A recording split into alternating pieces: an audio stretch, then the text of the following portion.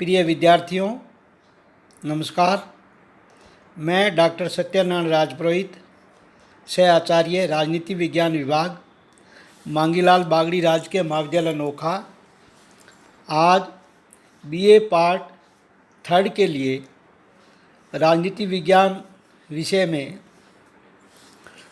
द्वितीय प्रश्न पत्र में अंतर्राष्ट्रीय संबंध प्रश्न पत्र में सेकंड यूनिट में एशिया में जागरण के कारण क्या थे और एशिया के नए राष्ट्रों के उदय से अंतर्राष्ट्रीय राजनीति पर क्या प्रभाव पड़े, उसके बारे में आज व्याख्यान देंगे। एशिया विश्व का मुख्य महाद्वीप है, जनसंख्या की दृष्टि से सबसे बड़ा महाद्वीप है। विश्व की आधी से अधिक जनसंख्या यहीं निवास करती है। केवल चीन एवं भारत ने विश्व की जनसंख्या का लगभग 40% हिस्सा निवास करता है। एशिया महाद्वीप पूर्व में प्रशांत महासागर से पश्चिम में भूमध्य महासागर तक और उत्तर में आर्कटिक महासागर से दक्षिण में हिंद महासागर तक फैला हुआ है। एशिया महाद्वीप को मुख्यतः 5 क्षेत्रों में बांटा जा सकता है: रूसी एशिया, सुदूर पूर्व एशिया, दक्षिणी पूर्वी एशिया, पश्चिमी एशिया या जिसे हम मध्य पूर्व एशिया भी कहते हैं, तथा दक्षिणी एशिया। 20वीं सदी के प्रारंभ में एशिया महाद्वीप का अधिकांश भाग ब्रिटेन, फ्रांस, हॉलैंड के प्रभुत्व में था। Bharat, Burma, Sri Lanka, Malaya, Singapore, Hong Kong इत्यादि पर ब्रिटिश उपनिवेशवादी ताकत का आधिपत्य था। हिंद चीन पर फ्रांस का आधिपत्य था। फिलीपींस पर स्पेन का तथा बाद में अमेरिका का अधिकार था। गोवा, दमन दीव पर पुर्तगालियों का आधिपत्य था। एशिया में केवल जापान, थाईलैंड, ईरान, नेपाल उपनिवेशवाद के शिकार नहीं थे। एशिया के राष्ट्रों की सबसे बड़ी मुख्य कमियां जनसंख्या वृद्धि, आर्थिक पिछड़ापन, निरक्षरता व अज्ञानता, आपसी विद्वेष इत्यादि था। इन्हीं बुराइयों का संयुक्त परिणाम था कि यूरोपीय राष्ट्रों ने एक बड़े समय तक इन राष्ट्रों पर अपना दबदबा रखा। एशिया में नवजागरण के क्या कारण थे? एशिया में राष्ट्रवाद का जागरण केवल कुछ महीनों अथवा कुछ वर्षों की परिस्थितियों का परिणाम नहीं था, वरन दीर्घकालिक परिस्थितियों का परिणाम था। एशिया के जागरण में सामाजिक और धार्मिक आंदोलनों की भूमिका प्रमुख रही थी। एशिया वासियों को नवजीवन, राष्ट्रीय चेतना, स्वराज्य की भावना का पाठ इन्हीं आंदोलनों का परिणाम था। स्वामी दयानंद ने भारतीयों को यह पाठ सिखाया कि भारत भारतवासियों के लिए है। सुशासन स्वशासन से कभी अच्छा नहीं होता है। पाश्चात्य शिक्षा एवं साहित्य भी एशिया वासियों के लिए वरदान साबित हुआ। पश्चिम के संपर्क में जब एशियावासी आए तो Edmund Burke, Bentham, John Stuart Mill, Herbert Spencer, John Milton आदि के साहित्यों से स्वतंत्रता का पाठ प्राप्त किया। इटली के मैजीनी और गैरीबाल्डी के राष्ट्रीय एकीकरण के विचार भारतीयों एवं एशिया वासियों में संचालित होने लगे। एशिया के विभिन्न राष्ट्रों में बुद्धिजीवी वर्गों एवं राष्ट्र नायकों का योगदान, जैसे भारत में महात्मा गांधी, चीन में डॉक्टर सन्यास सेन, इंडोनेशिया में सुकार्नो व तुर्की में कमाल पाशा का योगदान सराहनीय था। संक्षेप में एशिया जागरण के प्रमुख कारण निम्नलिखित है।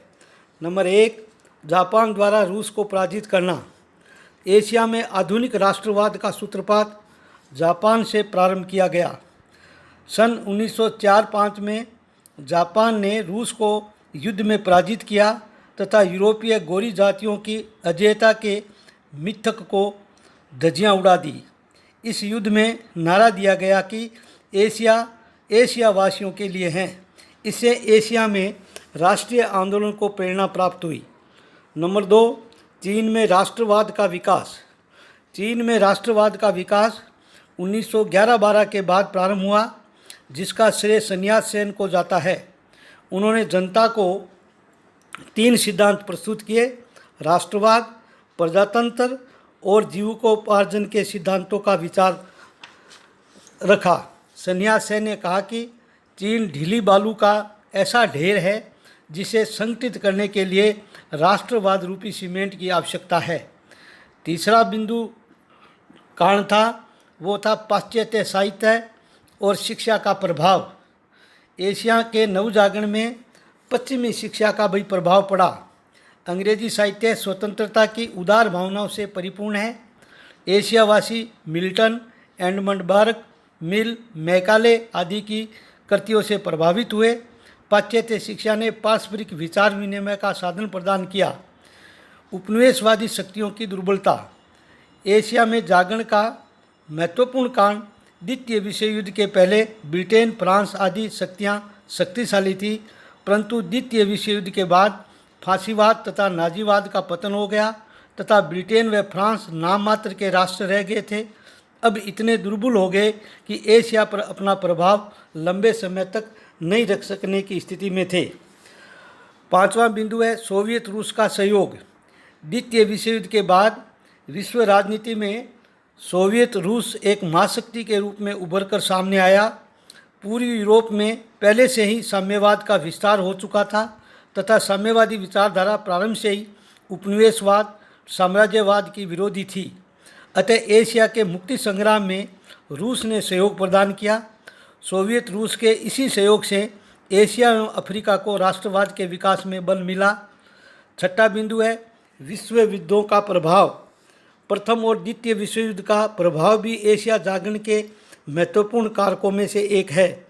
एशियाई सैनिकों ने जब यूरोपीय सेनाओं को पराजित किया तो इससे ये भ्रम टूट गया कि यूरोपीय युद्ध में अपराजय है। वुडरो विल्सन के आत्मनिर्णय एवं राष्ट्रीय स्वतंत्रता के विचारों ने नई चेतना उत्पन्न की।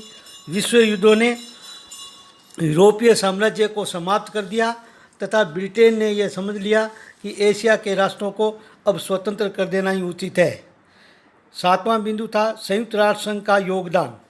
संयुक्त राष्ट्र संघ के द्वारा भी उपनिवेशवाद का विरोध किया जाता रहा है, जिसके कारण एशिया के निवासियों को राष्ट्रीय जागृति हेतु बल प्राप्त हुआ। संयुक्त राष्ट्र संघ के मानवाधिकार संबंधी प्रावधान एशिया की जनता के जागरण के स्रोत रहे हैं। विज्ञान एवं संचार के साधनों का विकास। विज्ञान एवं तकनीकी क्षेत्र में विकास से एशिया पर काफ़ी प्रभाव डाला। संचार के साधनों से उन्हें यह आभास हुआ कि यूरोपीय राष्ट्रों से एशियावासी कितने ही आर्थिक एवं औद्योगिक दृष्टि से पिछड़े हुए हैं। इस कारण ये बिंदु थे जिससे एशिया का जागरण हुआ। अब हम एशिया में विउपनिवेशीकरण के अंतर्राष्ट्रीय राजनीति पर क्या प्रभाव पड़े उसके बारे में आपको जानकारी प्रदान करेंगे। एशिया के उदय से अंतर्राष्ट्रीय राजनीति पर प्रभाव वर्तमान युग की महत्वपूर्ण घटना है। एशिया जो वर्तमान में महाशक्तियों का शक्ति स्थल है, वहीं सामरिक एवं औद्योगिकरण की दृष्टि से भी उपयोगी है। पश्चिमी एशिया में विश्व के सभी तेल भंडार का 66% भाग पाया जाता है। एशियाई राष्ट्रों में अत्यधिक प्राकृतिक संसाधनों की प्राप्ति के लिए शक्ति का प्रयोग करके महाशक्तियाँ अधिक से अधिक लालायित है। दक्षिणी पूर्वी एशिया में कोयला, लोहा, टीन, जूट, रबड़, चाय, काली मिर्च और गरम मसाले इत्यादि का भरपूर उत्पादन होता है। अंतर्राष्ट्रीय राजनीति में एशिया जागरण के प्रभाव निम्नलिखित है। सर्वप्रथम प्रभाव उपनिवेशवाद की समाप्ति। एशिया के उदय ने पश्चिमी साम्राज्यवाद पर क्रूर प्रहार किया और अफ्रीका एवं लैटिन अमेरिकी देश भी उपनिवेशवाद के शिकंजे से मुक्त होकर आज स्वतंत्रता की सांस ले रहे हैं। दूसरा प्रभाव है संयुक्त राष्ट्र संघ पर प्रभाव। एशिया के राष्ट्र यूएनओ के प्रबल समर्थक रहे हैं। एशिया के लगभग सभी राष्ट्र आज संयुक्त राष्ट्र संघ के सदस्य हैं, जो संगठित होकर विश्व जनमत को प्रभावित करने का प्रयास करते हैं। इससे संयुक्त राष्ट्र संघ को मजबूती मिली है। टकराव का केंद्र बिंदु। नेहरू ने कहा था कि एशिया उस समय टकराव का वास्तविक घड़ा था और भविष्य में भी रहेगा। एशिया के विभिन्न राष्ट्र सैद्धांतिक मतभेदों, पारस्परिक विवादों से पीड़ित है। एशिया का कोई न कोई देश किसी अन्य देश के साथ समस्या से उलझा हुआ है। भारत पाक, उत्तरी व दक्षिणी कोरिया और अरब इजराइल युद्ध बार बार लावा उगलते रहते हैं। खाड़ी क्षेत्र आज तक अशांत है, अतः एशिया की उक्त समस्याएं ही टकराव का वास्तविक काढ़ा है। महाशक्तियों की प्रतिद्वंद्विता। आज एशिया अमेरिका, चीन, रूस इत्यादि महाशक्तियों के संघर्ष का केंद्र बिंदु बना हुआ है। द्वितीय विश्व युद्ध के बाद साम्राज्यवादी शक्तियों के पतन से एशिया में शक्ति शून्यता पैदा हो गई है। इस शून्यता को पूरा करने के लिए महाशक्तियों ने नव उपनिवेशवाद की स्थिति को जन्म दिया है। हिंद महासागर में दियागो ग्रासिया में अमेरिका ने सैनिक पोत भेज रखा है तथा वहीं चीन तथा रूस की पनडुब्बियां भी नज़र आ रही है। कोरिया विवाद में सोवियत, रूस एवं चीन तथा अमेरिका के मध्य संघर्ष रहा। एशिया में एकता की सर्वथा कमी है। इजराइल, थाईलैंड, सिंगापुर आदि अमेरिका के समर्थक है, तो सीरिया, वियतनाम, लाओस, कंबोडिया व अफगानिस्तान का रूस को समर्थन प्राप्त है। अपने समर्थकों में वृद्धि करने के लिए महाशक्तियों ने क्षेत्रीय संधियों तथा सैनिक संगठनों का जाल फैला रखा है। इसी पांचवा अंतिम प्रभाव था गुटनिरपेक्ष आंदोलन की उत्पत्ति। एशिया जागरण से एक तीसरी शक्ति का उदय हो चुका है। एशिया के देश किसी भी गुट में शामिल न होकर गुटनिरपेक्षता को बढ़ावा दिया है तथा अंतर्राष्ट्रीय राजनीति में अच्छी भूमिका निभाई है। इस प्रकार हम ये कह सकते हैं कि एशिया महाशक्तियों की प्रतिस्पर्धा का काढ़ा है। ये निम्नलिखित प्रभाव आपको जानकारी दी गई। धन्यवाद। जय हिंद।